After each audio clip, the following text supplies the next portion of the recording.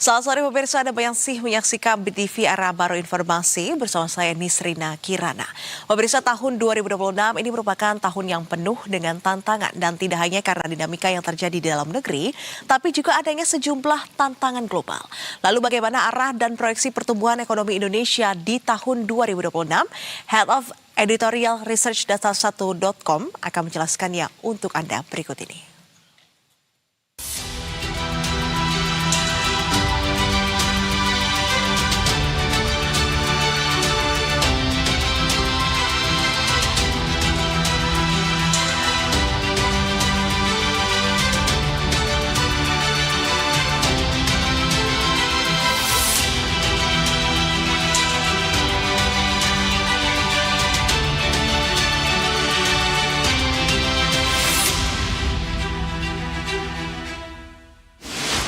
Di tengah tantangan global dan tekanan domestik, ekonomi Indonesia tetap bertumbuh.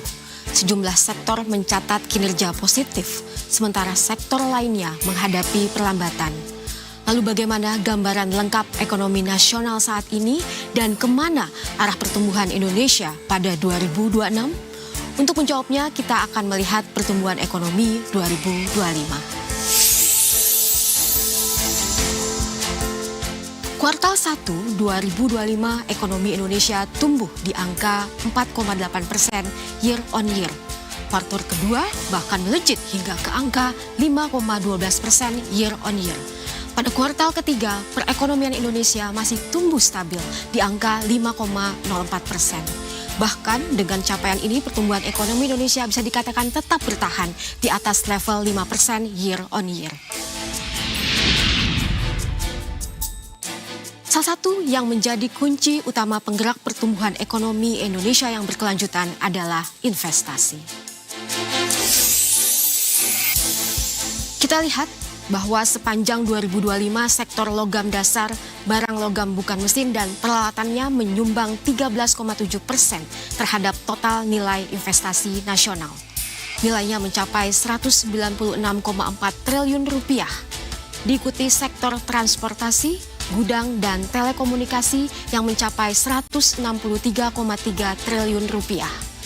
Kemudian ada sektor pertambangan di urutan ketiga dengan serapan investasi 158,1 triliun, disusul sektor jasa dan sektor perumahan, industri, serta perkantoran.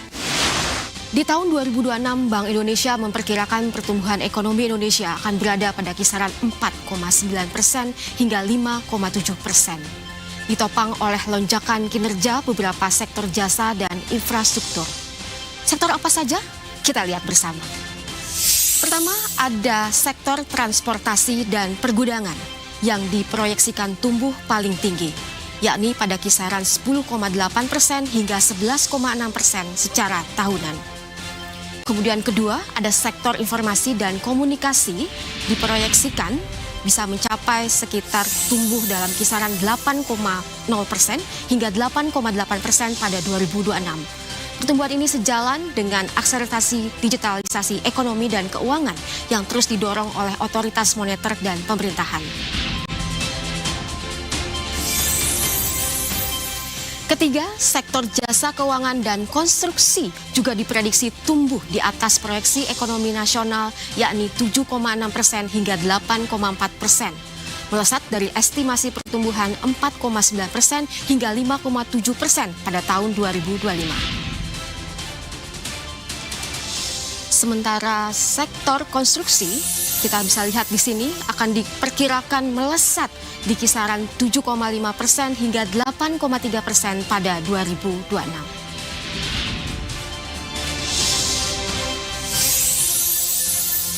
Kelima, ada sektor jasa lainnya yang diprediksikan tumbuh 7 hingga 7,8%.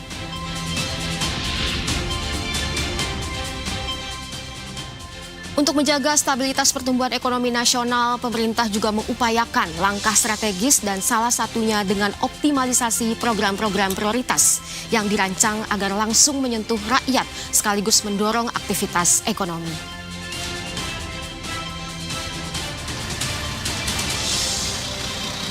Seperti program makanan bergizi gratis yang terus diperluas hingga targetnya akan mencapai 19.188 SPPG yang beroperasi serentak di awal Januari 2026. Untuk melayani 55,1 juta penerima manfaat dengan total anggaran 2026 mencapai 335 triliun rupiah.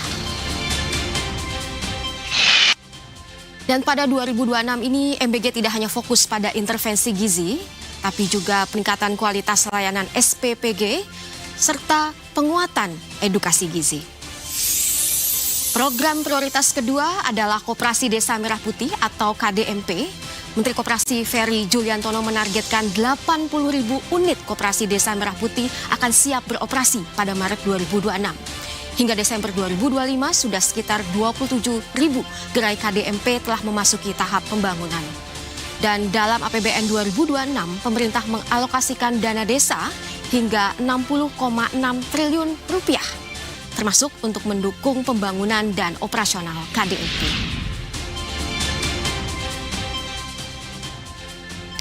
Program prioritas yang ketiga adalah sekolah rakyat, di mana 166 titik sekolah rakyat rintisan dibangun pada 2025. Dan pada pertengahan 2026, Kemensos menargetkan pembangunan gedung permanen sekolah rakyat di 104 lokasi dengan alokasi anggaran 24,9 triliun rupiah. Dengan kapasitas hampir 16.000 siswa, 2.400 guru, dan lebih dari 4.000 tenaga pendidik di jenjang SD, SMP, dan SMA atau sederajat. Dan untuk membahas lebih lanjut kemana arah dan proyeksi pertumbuhan ekonomi Indonesia di tahun 2026, kami berbincang bersama Associate Director LPEM FEB UI, Bapak M. Dian Revindo.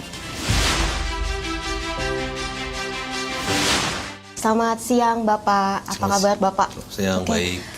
Baik Bapak, sebelum kita berbicara mengenai proyeksi di tahun 2026, mungkin kita bisa sedikit flashback ya Pak ya, mengenai data di tahun 2025. Dan kemarin data BPS sudah dikeluarkan dan kita di Q3 mengalami pertumbuhan ekonomi sebesar 5,04% year on year dan 5,01% C2C. Bagaimana Bapak dari perspektif Bapak kinerja ekonomi kita di 2025? Sebenarnya sudah bisa dikatakan stabil belum sih Pak? Iya. Jadi kalau menurut saya kita bisa melihatnya dari dua hal. Satu, apakah kita bisa lebih baik? Dan kedua, apakah bisa lebih berkualitas? Itu dua hal yang berbeda. Lebih baik dalam arti lebih tinggi atau lebih, pertanyaan kedua, apakah bisa lebih berkualitas? Nah, kita mulai dari yang pertama. Ini kalau kita lihat data ya, yang pertama, apakah bisa lebih tinggi? Kalau kita lihat memang ada yang bisa dioptimalkan, yaitu pengeluaran pemerintah ini sampai kuartal 3 jatuh kontribusinya terhadap pertumbuhan. Artinya memang di tahun kemarin kelihatannya karena ada efisiensi anggaran dan relaksasi baru digenjot di kuartal 4 gitu, sehingga kalau ini saja ini diperbaiki gitu di tahun 2026 mungkin ya ini akan mendorong pertumbuhan lebih baik. Jadi satu itu adalah dari pengeluaran pemerintah yang lebih baik dan lebih artinya lebih teratur sepanjang tahun itu akan meningkatkan pertumbuhan. Jadi sebetulnya sedikit bisa lebih tinggi dari itu. Pertanyaan berikutnya adalah kalaupun kita anggap sudah cukup baik di tengah berbagai masalah global dan domestik kita masih tumbuh 5%. Pertanyaan berikutnya pertumbuhan yang tinggi itu apakah sudah cukup berkualitas? Nah, penelitian-penelitian di sisi dalam aspek mikroekonomi di LPM menunjukkan bahwa pertumbuhan 5% ini tidak bisa kita katakan dinikmati banyak orang. Itu menjadi isu ya. Kalau mudahnya begini, saya tidak akan membantah angka pemerintah bahwa angkanya 5% oke. Tetapi kalau di penelitian kita mengenai UKM, pariwisata, ekonomi kreatif, sektor informal, kita tanya ke orang, apakah Anda lebih baik tahun ini daripada tahun lalu? Kebanyakan mengatakan tidak cukup baik, tidak lebih baik dari tahun lalu. Artinya bahwa pertumbuhan ini didrive oleh beberapa industri yang mungkin padat modal di kawasan ekonomi khusus, ya, kemudian pengadaan barang dan jasa pemerintah yang mungkin juga dikelola oleh sebagian orang yang siap dan lain-lain. Jadi menurut saya kita apresiasi tumbuh sekitar 5%, tetapi sebetulnya kita berharap sedikit lebih tinggi dan jauh lebih berkualitas. Kualitas ini nanti termasuk adalah pemerataan itu antar individu, antar profesi, antar daerah, antar provinsi, dan yang penting pertumbuhan ekonomi yang tidak rakus lahan Ini menjadi isu. Nanti kita bisa bahas lebih lanjut. Nah, yang menarik juga kita tahu ya di target APBN 2026 itu kan sudah ada angka 5,4% ya Pak ya. Dan kemarin juga Pak Menkyu mengatakan bahwa sebenarnya optimis nih kalau bisa dapat di 6%. Iya, Seberapa optimis Pak itu akan bisa terwujud Pak di tahun 2026? Baik, kalau kita lihat komponen PDB ya, tentu ada konsumsi, investasi, pengeluaran pemerintah dan ekspor. Nanti dikurangi komponen impor. Mari kita bedah aja satu-satu. Konsumsi kelihatannya di akhir 2025 masih cukup solid. Tapi solidnya kenapa? Artinya pertumbuhannya masih stabil. Kenapa? Karena memang kelihatannya masyarakat tidak mau mengorbankan kebutuhan primernya. Jadi dia tetap konsumsi walaupun harus meminjam. Contohnya begini, ada temuan menarik bahwa sebagian masyarakat itu menahan tabungannya tapi minjam. Jadi instead of daripada menggunakan tabungan untuk konsumsinya, dia meminjam untuk konsumsi, tabungan ditahan. Artinya dia ingin tetap menjaga kualitas hidupnya, mungkin untuk konsumsi anak, untuk kesehatan, untuk sekolah anak. Tetapi di sisi lain dia tidak yakin dengan masa depan, sehingga dia tetap pegang tabungan. Jadi konsumsi masih oke, ya artinya masih cukup stabil. Pengeluaran pemerintah kuncinya tadi lebih baik, walaupun kita tahu ada realokasi anggaran cukup besar ya, 300 triliun lebih akan masuk ke makan bergizi gratis. Nah, kalau saja itu betul-betul berputar di bawah, itu mungkin bisa menjadi pendorong. Kalau tidak justru misalokasi. Misalokasi artinya itu dikerjakan oleh elit capture di daerah, baik elit legislatif, eksekutif, dan lain-lain gitu, atau orang yang sudah siap, karena cukup besar itu modalnya sampai miliaran, maka akan ada sektor-sektor yang lesu. Ya, jadi pengeluaran pemerintah itu masih bisa dibuat lebih efisien. Kemudian ekspor ini berat, ekspor berat karena pertumbuhan ekonomi dunia diperkirakan tidak jauh dari 2,6%. Jadi ekspor bisa dipacu kalau kita memanfaatkan perjanjian perdagangan internasional yang sudah kita punya. Kita punya lebih dari 20 perjanjian perdagangan, tapi beberapa studi LPM menunjukkan bahwa utilisasinya rendah. Jadi banyak pengusaha ini eksportir tidak menggunakan tarif preferensial. Dia mengekspor pakai skema biasa saja karena memang hambatannya bukan di tarif tapi hambatan yang lain-lain. Dan terakhir investasi. Investasi ini juga ada peluang tapi berat. Peluangnya dalam arti kita tahu perang dagang AS dengan Tiongkok dan bahkan sekarang dengan Uni Eropa dan negara-negara yang support Tiongkok itu menguat lagi. Ada peluang relokasi investasi dari Tiongkok kalau kita tidak kalah gesit dengan Vietnam dan Malaysia dan Singapura. Jadi sebetulnya PR-nya di konsumsi. Kalau konsumsi itu kuncinya adalah bagaimana kebijakan publik yang baik itu juga buah dari komunikasi publik yang baik. Ya. Karena orang konsumsi tadi ya percaya diri jika memang informasi dari pemerintah kredibel. Kita berharap kurang-kurangin itu informasi yang simpang siur atau yang membuat kita terperangah gitu ya. Yang tanda petik searah ingin menyatakan searah dari pemerintah ke masyarakat, lebih empatik kepada masyarakat. Kedua, pengelolaan pemerintah yang lebih efisien. Ketiga, geopolitik ini harus dinavigasi dengan baik. Kita anggota BRICS, kita apply OECD, kita Indonesia EU coba itu dimanfaatkan secara sungguh-sungguh, bukan hanya di atas kertas. Masih ada peluang mencapai 5,4. Ya. Tapi sekali lagi, saya pribadi melalui riset-riset kami di pusat kajian saya di LPM lebih concern kepada kualitas dari pertumbuhannya. Bahkan saya bisa mengatakan nih, saya pribadi ya, kalau pemerintah mengatakan kami revisi pertumbuhan ekonomi 5%, tapi 5% untuk banyak orang, 5% untuk semua orang, saya dukung loh. Saya akan dukung, karena itu kelihatannya krusial sekali. Kenapa? Kita tahu 2,5 juta hektar hutan tiap tahun berubah fungsi, deforestasi ya.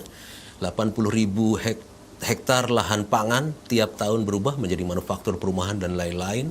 Itu tekanan ekologisnya luar biasa, dan sebetulnya bencana Sumatera akhir tahun lalu memberikan teguran kepada kita, pertumbuhan tidak boleh rakus lahan gitu ya. Kemudian kohesi sosial, ya sekarang masyarakat terbelah-belah, pro kontra pemerintah itu biasa, tapi kelihatannya keterbelahan ini harus diakhiri gitu. Dan juga sebetulnya penguatan UMKM gitu. Jadi kalau ini penguatan UMKM dan kembali penguatan pendidikan, karena ini anggaran MBG banyak diambil dari pendidikan. Maksud saya pertumbuhan yang berkualitas itu kan beyond GDP. Ya, dia harus satu secara ekologis baik, kohesi sosial meningkat, terus tercermin dalam kualitas pendidikan dan kesehatan. Nah, jadi 5% tapi ini semua terpenuhi, saya akan dukung. Saya akan bilang lebih baik itu daripada kita kejar 7-8% di 2029. Tapi dengan tekanan ekologi dan sosial yang luar biasa gitu. Jadi saya malah berpikir kalau nanti tidak jauh dari 5% tapi berkualitas, saya akan bilang pemerintahan sekarang itu memberikan landasan yang baik untuk pertumbuhan yang stabil dan sustain dalam jangka panjang. Ya, jadi yang penting adalah sebenarnya kualitasnya ya, Pak ya. Betul. Ya, kuantitas itu nanti lagi gitu ya, tapi yang penting kita harus menonjolkan dari sisi kualitas. Kuantitas 5%, 5,5% oke. Buat kami itu sudah cukup baik gitu di tengah berbagai masalah ini. Tapi kami ingin sekali ketika kami turun kami ada di masyarakat, kami tanya bagaimana Anda? Oh, tahun ini oke, sedikit lebih baik. Terlepas dari kuantitas berapa persennya ya, tapi kalau semua kelompok masyarakat, ojek, UKM mengatakan oh ya sedikit lebih baik dari tahun kemarin, oke, kita dukung. Ya. Instead of pemerintah melaporkan sekian persen, target sekian persen, tapi sebetulnya di bawah cukup lesu gitu ya. Oke. Yang tadi Bapak sempat menyatakan terkait dengan tekanan ya Pak, tekanan global ya. Kita tahu bahwa saat ini memang ya begitu banyak tekanan, baik itu tekanan geopolitik maupun tekanan geoekonomi ya Pak ya. Dan kita juga lihat perkembangan di luar sana, Trump mengeluarkan berbagai macam kebijakan yang ngeri-ngeri sedap nih Pak ya. Nah, kalau dari perspektif Bapak sendiri bagaimana kira-kira dampaknya Pak terhadap ekonomi Indonesia Pak? Ya. Jadi kalau secara konseptual ya, apa yang terjadi di luar negeri bisa berdampak ke Indonesia itu ada beberapa jalur. Pertama ke jalur perdagangan, barang dan jasa, lalu ke jalur pasar keuangan dan pasar modal, ketiga adalah jalur investasi, dan keempat jalur mobilitas orang. Ini bisa pebisnis, bisa pariwisata. Mari kita lihat nih satu-satu ya. Jadi kalau jalur perdagangan barang, ini yang riskan adalah kalau ada masalah di terusan Suez dan Selat Hormuz. Kalau Selat Hormuz itu berarti minyak, karena 85% minyak dunia kan berputar di situ. Kemudian ada terusan Suez karena itu menghubungkan ekspor Indonesia ke Eropa dan impor bahan baku Indonesia dari Eropa. Jadi kalau kita bisa berperan aktif ya di perdamaian dunia dan kita dianggap posisinya cukup stabil dan netral, mungkin kita lumayan bisa terhindar dari itu. Walaupun mungkin PR-nya adalah mencari alternatif input lain. Jadi PR kita mungkin di dunia internasional adalah kita punya BRICS, kita punya daerah yang belum kita eksplor kedekatannya, Amerika Selatan, Asia Tengah, itu mungkin bisa menjadi alternatif kalau nanti ada gangguan pada pasokan di Selat Hormuz atau di terusan Suez. Itu kalau perdagangan barang. Sekarang kalau kita bicara investasi, isunya adalah negara tetangga-tetangga kita ini struktural reformasi iklim usahanya kencang sekali gitu ya. Jadi iklim investasi itu satu kepastian ya, selain biaya transaksi ya. Kepastian itu artinya tidak ada perubahan peraturan mendadak. Kemudian biaya transaksi. Biaya transaksi ini bukan berarti uang ya. Waktu pengurusan izin, kepastian berapa lama, berapa biayanya dan lain-lain. Nah, itu dari sisi investasi. Karena apa? Karena kita tidak sendirian menarik investor. Tiongkok akan merelokasi investasinya, merelokasi pabriknya, tetapi ada Vietnam, ada Malaysia. Dan kita menunggu-nunggu nih diumumkan hasil negosiasi kita dengan Amerika ya. Mungkin dalam minggu ini, minggu depan akan diumumkan secara formal. Kita ingin dengar dealnya seperti apa. Apakah itu bisa menjadi game changer untuk membuat Indonesia mendapat paket yang menarik ya. Kalau dari jalur mobilitas manusia ini, pariwisata kita lumayan dari jumlah kunjungan kemarin ya, 14 juta ya kalau saya tidak salah. Itu cukup baik, berarti PR berikutnya adalah meningkatkan jumlah maupun kualitas wisatawannya yang spendingnya banyak. Kuncinya kalau wisatawan, kalau dari mobilitas manusia itu adalah wisatawan, satu, atraksinya harus lebih banyak. Jadi orang datang itu kan dia bisa bertahan berapa hari di satu daerah. Kita perlu betul-betul serius menambah Bali yang lain gitu. Ini sebagai selingan aja, saya dengan Bappenas meneliti dampak ekonomi dari MotoGP kemarin. Ya, mudah-mudahan ada jalan, titik terang untuk bisa melanjutkan MotoGP gitu, karena dampaknya untuk perekonomian Lombok luar biasa gitu. Nah, kemudian atraksi, ya, amenitas dan aksesibilitas. Aksesibilitas ini bukan hanya harga tiket, kemudian juga antar moda. Kalau saya mendarat di satu bandara, dari bandara itu ke lokasi seperti apa. Itu kalau dari mobilitas manusia. Terakhir dari pasar modal, kalau ini untuk apa ya? Kalau pasar modal ini saya tidak terlalu tidak terlalu mau mendalami karena dia kan hot money, orang datang, orang pergi ngikutin isu dan kadang-kadang mereka di banyak faktor ya. Tetapi mungkin itu ya jalur-jalur bagaimana kejadian di dunia bisa berpengaruh ke Indonesia. Jadi harus di-maintain tuh satu-satu. Kita PR-nya adalah satu, bebas aktif baik, tapi bebas aktif dan adaptif. Karena bagi sebagian sebagian negara besar, netral adalah musuh.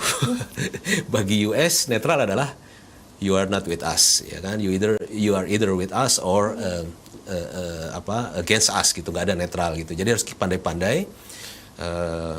Terus utilisasi perjanjian perdagangan.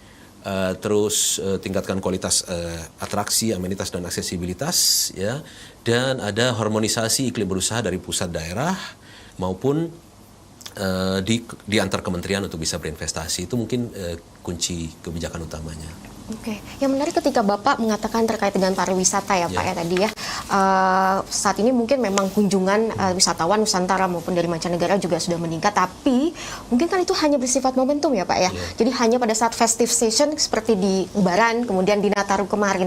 Bagaimana cara untuk memberikan itu supaya bersifat jangka panjang Pak, jadi sustain sifatnya Pak? Iya.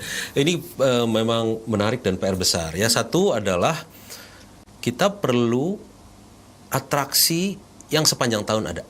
Tidak harus nasional ya, mungkin susah di nasional, tapi di satu daerah. Umpamanya begini, kalau saya Cirebon itu kan salah satu tempat wisata yang menarik.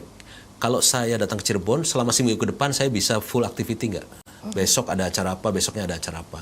Atau 2 hari mereka sudah pergi. Batam seperti apa? Batam, adakah aktivitas yang membuat orang bisa tinggal 1 minggu? Gitu ya. Itu satu. Kedua, memang kita pahami bahwa generasi muda ini sangat sulit untuk kembali ke tempat yang dia pernah kunjungi sepuas apapun mereka. Kedua adalah kita juga harus paham orang berlibur itu sekarang tidak bisa lepas dari tugas kantor. Jadi saya berharap sih pelaku pariwisata beradaptasi gitu. Misalnya saya gini, kalau saya di hotel lalu ada trouble dengan laptop saya, bisakah saya selesaikan di hotel itu? Saya datang ke resepsinya, ke teknisinya, bisa nggak? Ini masalahnya sepele kok. Saya tidak perlu ke toko mahal dan lain-lain. Dan atau di pinggir pantai ada kubikel untuk Zoom misalnya, saya sedang selancar, kemudian saya masuk Zoom sebentar lalu keluar. Seperti itu hal mikro sekali, tetapi itu membuat orang itu bisa punya rencana tinggal yang cukup lama, bisa sampai 2 mingguan gitu. Itu mungkin yang perlu diperhatikan gitu. Menarik ya? Iya, menarik sekali. Dan mungkin juga terkait dengan program prioritasnya Pak ya, Pak Prabowo punya target, ada beberapa program prioritas yang memang sedang digenjot nih Pak ya implementasinya. Kemarin juga MBG 1 tahun Pak, 6 Januari ya, kita sudah 55 juta menerima manfaat dan akan didorong lagi hingga 82,9 juta di Mei. Kemudian juga sekolah rakyat sudah 166 titik ya di 34 provinsi. Bagaimana Pak kira-kira dengan adanya dorongan bagi program prioritas ini untuk pencapaian target ekonomi ke depannya di 2026 ini? Ini yang harus diperhatikan bahwa kita tidak bisa sekedar kami mau ganti sektor ya Anda beradaptasi dong dengan kami. Tidak harus gradual. Oleh karena itu kita dukung betul MBG, tapi kita berharap itu bertahap. Bertahap mulai dari piloting, targeting dan lain-lain. Itu pertama concern kita. Jadi kita dukung asal ada tahapannya ya. Kedua adalah kita berharap juga program-program besar ini sebisa mungkin tidak reinventing the wheels. Ya, contohnya kemarin pemerintah ingin membuat universitas atau kampus baru khusus teknik dan kedokteran misalnya. Itu kan mulia, memang kita perlu STEM. Tetapi kenapa buat baru? Sementara banyak kampus swasta sekarang kembang kempis nih mencari mahasiswa struggling gitu. Programnya titipkan saja, taruh di kampus atau sebarkan. Sekolah rakyat bisa menggunakan sekolah yang sekarang kesulitan mencari mahasiswa atau beberapa SD negeri di daerah-daerah gitu ya. MBG mungkin untuk yang SMA bisa sistem kupon supaya tidak menciptakan warung baru dan dapur baru. Dengan 10.000, 15.000 mereka bisa cukup kenyang di warteg gitu kalau anak SMA ya, atau di kantin sekolah gitu. Jadi kecuali untuk yang SD mungkin mereka cocok di sekolah ya, tapi untuk SMA mungkin bisa di kantin sekolah. Jadi bukan menciptakan satu ekosistem bisnis baru, tapi membuat yang ada berputar. Itu mungkin itu akan lebih smooth untuk menciptakan pertumbuhan ekonomi yang merata gitu. Karena apa? Karena kalau ada program baru yang betul-betul disetting baru, mungkin Mbak bisa paham lah. Yang akan mengambil kesempatan pertama siapa? Mereka yang paling pintar, paling punya jiwa entrepreneur, paling punya modal, paling dekat dengan akses kekuasaan pemerintahan termasuk di level daerah, kan yang akan dapat pertama yang ini. Oke, terakhir Pak, terkait dengan rekomendasi ini Pak ya. Yeah. The show must go on Pak. 2026 sudah berjalan ya, mumpung masih di awal tahun Pak. Kira-kira apa yang bisa Bapak suggest ke depannya? Okay. Mulai dari geopolitik dulu ya. Geopolitik itu geoekonomi dan geopolitik. Yang paling penting sekarang adalah kita punya 20 perjanjian perdagangan lebih perjanjian perdagangan, utilisasi itu. Utilisasinya itu dengan cara apa? Satu, kan biasanya perjanjian perdagangan Indonesia itu agak shallow. Shallow itu hanya menurunkan tarif. Ya. Nah, kita harus masuk ke non-tarif. Jadi, manggis kita ditolak bukan karena kita nggak sanggup membayar tarif, tetapi selalu ada katanya mikroorganisme yang masih ada di manggisnya. Contoh yang baik berhasil adalah kita pernah berhasil mengundang, ya udah kalau gitu ahli serangganya Australia, New Zealand, Kanada undang ke sini untuk mentraining badan karantina kita. Itu lebih pas, dia nggak bisa tolak lagi dong. Inisiatif-inisiatif seperti itu yang kita tunggu, bukan oke, kita ketemu tingkat presiden, tingkat menteri, tanda tangan perjanjian lalu sudah, nggak seperti itu gitu. Aksesnya tuh ada di non tarif. Teh kita sekarang kena maksimum residu limit, pestisida lain-lain itu bagaimana mengatasinya? Walaupun tarifnya sudah nol. Kan gitu.